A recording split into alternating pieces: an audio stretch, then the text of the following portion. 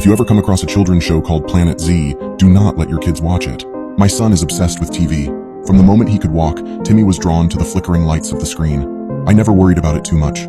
After all, every kid loves TV, right?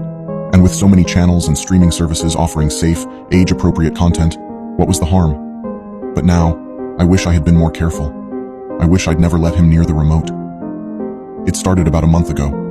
Timmy had been flipping through the channels looking for his favorite show when he stumbled across something called Planet Z. I'd never heard of it before, and neither had he. But the second he saw the logo, a bright, cartoonish planet with a smiling face, he was hooked. "Can I watch this one, Mom?" he asked, eyes wide with excitement. I glanced at the screen. It looked harmless enough, another animated show with goofy characters and bright, colorful landscapes. The kind of thing you see on kids' networks all the time. "Sure, honey," I said. "Just for a little while." Big mistake. The first episode seemed normal.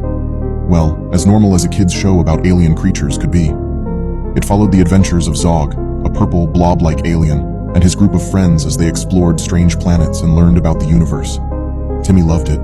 He laughed at all the right moments, clapped along to the songs, and even started quoting lines from the show around the house. I thought nothing of it at first. But then things started to get strange. It wasn't the typical strange you'd expect from a quirky children's show. No, this was something darker, something unsettling. Timmy's behavior began to change. He became more withdrawn, less interested in playing with his toys or going outside. All he wanted to do was watch Planet Z. At first, I chalked it up to a phase. Kids go through phases all the time, right? But soon, his obsession with the show became all-consuming. He refused to watch anything else. If I tried to put on another program, he'd throw a tantrum like I'd never seen before. Screaming, kicking, crying. He acted like a completely different child. One night, I decided to sit down and watch Planet Z with him, just to see what the fuss was about. That's when I started noticing the oddities.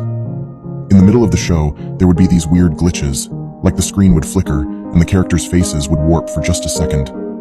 It happened too fast to catch if you weren't paying attention, but once I noticed, I couldn't unsee it. Their eyes would grow larger, their smiles would stretch too wide, and their skin would become pale and cracked, almost like they were rotting. And then there were the episodes themselves. At first, they were innocent enough, Zog and his friends learning about different planets and how to work together. But the themes became darker with each episode. One day, they were talking about friendship, and the next, they were exploring topics like sacrifice and punishment.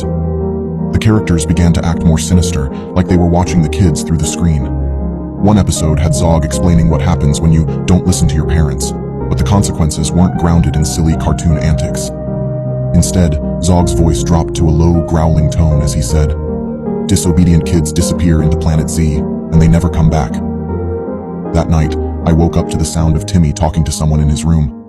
When I went to check, I found him sitting in front of the TV, watching Planet Z, even though I was sure I had turned it off before bed. "Who are you talking to, Timmy?" I asked, keeping my voice calm despite the fear creeping up my spine. "Zog," he said, without turning away from the screen. "He says I can go visit him soon." Chills ran down my spine. The next morning, I tried to find out more about the show. I searched for Planet Z online, but there was nothing. No official website, no merchandise, no mention of it on any streaming platforms. I even called the network, but they had no record of it ever airing. That's when I started to panic. If the show didn't officially exist, then what had my son been watching?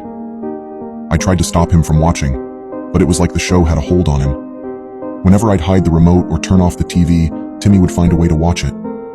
I even unplugged the television once, but the next morning, it was back on, Planet Z playing as if I'd never touched it. Things got worse. Timmy started drawing strange symbols, circles with jagged lines through them, like the planet logo from the show. He'd cover his walls with these drawings, muttering about visiting Planet Z and how Zog was waiting for him. One night, I woke up to find Timmy standing at the foot of my bed, staring at me with a blank expression. "Zog says it's almost time," he whispered. That was the final straw. I took him to a child psychologist, and I was never ready for what he told me. "Your son," he said, almost scared, "has